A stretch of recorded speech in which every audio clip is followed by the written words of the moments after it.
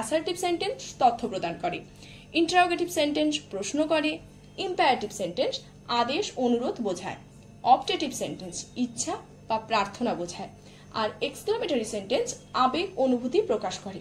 একটা সেন্টেন্স কেবলমাত্র কিছু শব্দের সংযোগ নয়, এটাতে থাকতে পারে হাসির বোমা, অপরাধের সূত্র, আবার ভৌতিক রহস্য।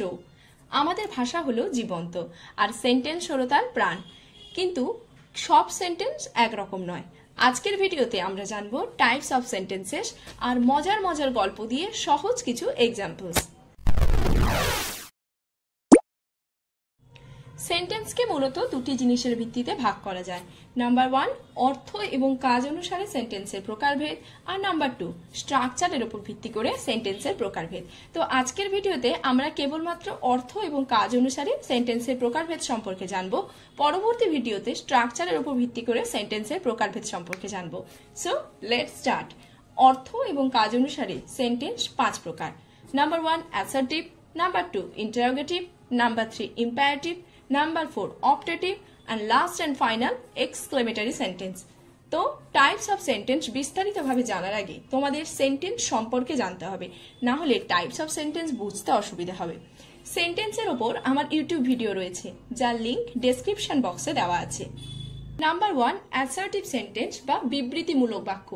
যে সমস্ত সেন্টেন্সে কোনো কিছু বর্ণনা বা বিবৃতি বোঝায়, অর্থাৎ সাধারণভাবে যে সমস্ত কথা বলা হয় তা হলো অ্যাসার্টিভ সেন্টেন্স। অ্যাসার্টিভ সেন্টেন্স আবার দু প্রকার হয়। তার আগে আমরা অ্যাসার্টিভ সেন্টেন্সের একটা কমন এক্সাম্পল দেখি। আই গো টু স্কুল, এটা হলো আমি স্কুলে যাচ্ছি, একটা নির্দিষ্ট বিবৃতি দিচ্ছি, তাই এটা হলো একটা অ্যাসার্টিভ সেন্টেন্সের এক্সাম্পল। এবার অ্যাসার্টিভ সেন্টেন্স যে দু প্রকার রয়েছে তার মধ্যে ফার্স্ট হলো অ্যাফার্মেটিভ বা হ্যাঁবাচক বাক্য, নাম্বার 2 নেগেটিভ বা নাবাচক বাক্য, অর্থাৎ যে সমস্ত বাক্যে হ্যাঁ বা ইয়েস সাইনটাকে বোঝায় সেক্ষেত্রে সেটাকে বলা হচ্ছে affirmative assertive sentence. Example he reads book, সে বই পড়ে, এখানে কোনো নেগেটিভ সেন্স কাজ করছে না। আবার নেগেটিভ বা নাবাচক বাক্য হচ্ছে দে ডোন্ট প্লে ফুটবল, তারা ফুটবল খেলে না, অর্থাৎ এখানে না বা নেগেটিভ সেন্সটা ইউজ করা হচ্ছে। সাধারণত অ্যাসার্টিভ সেন্টেন্সের বেসিক গঠন হচ্ছে সাবজেক্ট, তারপর ভার্ব, তারপর অবজেক্ট। আচ্ছা তাহলে বলো তো আই গো টু স্কুল এই এক্সাম্পলটা অ্যাফার্মেটিভ সেন্টেন্স নাকি নেগেটিভ সেন্টেন্স? তোমরা আমাকে অবশ্যই কমেন্টে জানিও। নাম্বার 2 ইন্টারোগেটিভ সেন্টেন্স বা প্রশ্নবোধক বাক্য। যে সমস্ত সেন্টেন্সের দ্বারা কোনো কিছু জিজ্ঞাসা করা হয় তাকে ইন্টারোগেটিভ সেন্টেন্স বা প্রশ্নবোধক বাক্য বলে। তবে মনে রাখতে হবে ইন্টারোগেটিভ সেন্টেন্স সাধারণত শুরু হয় অক্সিলারি ভার্ব অথবা মোডাল ভার্ব অথবা WH ওয়ার্ড দিয়ে। তবে অবশ্যই সবগুলো সেন্টেন্সের শেষেই কিন্তু কোয়েশ্চেন মার্ক থাকবেই। এবার তোমাদের মনে প্রশ্ন আসবে যে what is auxiliary verb, what is modal verb? সেটা জানতে হলে আমার ইউটিউব চ্যানেলে যে ভার্বের উপর ক্লাসটা আছে সেটা ফলো করতে হবে, যার লিংক ডেসক্রিপশন বক্সে দেওয়া আছে। আর WH ওয়ার্ড হলো what, why, how, when etcetera. So let's see the examples. Auxiliary verb ব্যবহার করে ইন্টারোগেটিভ সেন্টেন্সের এক্সাম্পল হলো ইজ হি রিডিং, এখানে ইজ হলো অক্সিলারি ভার্ব। আবার মোডাল ভার্ব ব্যবহার করে ইন্টারোগেটিভ সেন্টেন্সের example should I go there, শুডটা হলো মোডাল ভার্ব। আর নাম্বার 3 রয়েছে WH word, what is your name, এখানে হোয়াট হচ্ছে WH ওয়ার্ডের এক্সাম্পল। তবে এগুলোর সম্পর্কে ডিটেলসে জানতে হলে ভার্বের ক্লাসটা অবশ্যই ফলো করো। নাম্বার 3 রয়েছে ইম্পারেটিভ সেন্টেন্স বা অনুজ্ঞামূলক অথবা আদেশমূলক বাক্য। যে সমস্ত সেন্টেন্সে কোনো আদেশ, উপদেশ, অনুরোধ, নিষেধ বোঝায় তাকে ইম্পারেটিভ সেন্টেন্স বলে। For example do it quickly, অর্থাৎ ইহা তাড়াতাড়ি করো, এই সেন্টেন্সের মাধ্যমে অর্ডার বা আদেশ বোঝাচ্ছে।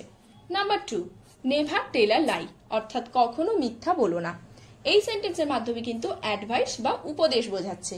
আর নাম্বার 3 রয়েছে please give me the book, এখানে কিন্তু এই সেন্টেন্সটার অর্থ হলো দয়া করে আমাকে বইটি দাও, অর্থাৎ এই সেন্টেন্সের রিকোয়েস্ট বা অনুরোধ বোঝাচ্ছে। নাম্বার 4 রয়েছে অপটেটিভ সেন্টেন্স বা ইচ্ছাসূচক বাক্য অথবা প্রার্থনা সূচক বাক্য। যে সেন্টেন্সে ইচ্ছা কিংবা প্রার্থনা প্রকাশ পায় তাকে বলা হয় অপটেটিভ সেন্টেন্স। তবে মনে রাখতে হবে বেশিরভাগ অপটেটিভ সেন্টেন্স কিন্তু মে দিয়ে শুরু হয়। For example may you be happy in life, তুমি জীবনে সুখী হও, এটা আমার একটা প্রার্থনা বোঝাচ্ছে। তাই এখানে বক্তার প্রার্থনা বোঝানোর জন্য এটাকে বলা হচ্ছে অপটেটিভ সেন্টেন্স। আর এখানেও তোমরা লক্ষ্য করলে যে এই সেন্টেন্সটা কিন্তু মে দিয়ে শুরু হয়েছে। লাস্ট এবং ফাইনাল যে টাইপটা রয়েছে সেটা হচ্ছে এক্সক্লেমেটরি সেন্টেন্স অথবা আবেগসূচক বাক্য অথবা বিস্ময়সূচক বাক্য। যে সমস্ত সেন্টেন্সের দ্বারা দুঃখ, আনন্দ, আবেগ, বিস্ময় প্রকাশ পায় তাদেরকে বলা হয় এক্সক্লেমেটরি সেন্টেন্স। এই সেন্টেন্সে এক্সক্লেমেটরি সাইন বা বিস্ময় সূচক চিহ্ন কিন্তু অবশ্যই থাকবে। আর হ্যাঁ, বলা যেতে পারে এটা কিন্তু একটা ট্রিক্স, এক্সক্লেমেটরি সাইন থাকা মানে ওটা এক্সক্লেমেটরি সেন্টেন্স হবে। Example, hurray we have won the match, অর্থাৎ কি মজা, আমরা খেলাটা জিতে গেছি। এখানে বক্তার আনন্দ প্রকাশ পাচ্ছে, তাই এটা হচ্ছে এক্সক্লেমেটরি সেন্টেন্স।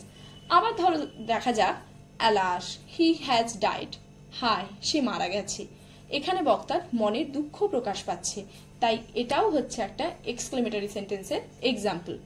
তাহলে এক কথায় আমরা যদি পুরো ব্যাপারটাকে রিভাইজ করি তাহলে দাঁড়াচ্ছে যে অ্যাসার্টিভ সেন্টেন্স তথ্য প্রদান করে, ইন্টারোগেটিভ সেন্টেন্স প্রশ্ন করে, ইম্পারেটিভ সেন্টেন্স আদেশ অনুরোধ বোঝায়, অপটেটিভ সেন্টেন্স ইচ্ছা বা প্রার্থনা বোঝায়, আর এক্সক্লেমেটরি সেন্টেন্স আবেগ অনুভূতি প্রকাশ করে। আশা করি এই 5 টাইপস অফ সেন্টেন্স তোমরা ভালোভাবে বুঝতে পেরেছো।